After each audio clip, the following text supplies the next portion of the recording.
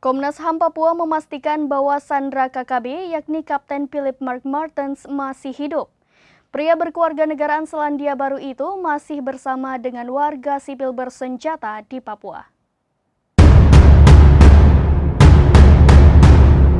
Komnas HAM Perwakilan Papua memastikan bahwa sanderaan KKB pilot Susi Air Philip Mark Martens masih dalam kondisi hidup.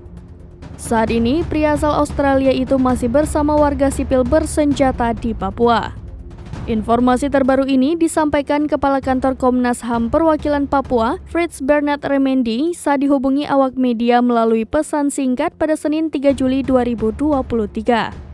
Dikatakannya sampai saat ini, pilot berkeluarga negaraan Selandia Baru itu masih bersama kelompok kriminal bersenjata pimpinan Egyanus Kogoya. Ia dinyatakan masih hidup.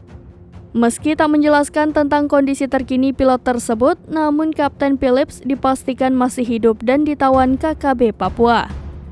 Kelompok separatis teroris ini merupakan organisasi sayap dari Tentara Pembebasan Nasional Papua Barat Organisasi Papua Merdeka. Untuk diketahui, nasib pilot Susi Air itu sempat di ujung tanduk. Pasalnya, ia diancam akan dihabisi oleh warga sipil bersenjata pada 1 Juli 2023. Kapolda Papua Irjen Pol Matius De Fakiri mengatakan saat ini pihaknya telah menyiapkan uang 5 miliar rupiah untuk memenuhi permintaan KKB, namun syaratnya adalah pilot Susi Air harus dibebaskan.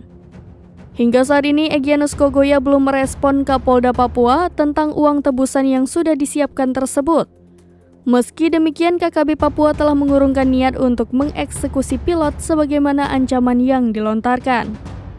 Menurut Fritz Bernard Remendi, sampai saat ini pilot itu masih dilakukan secara baik oleh kelompok penyandra.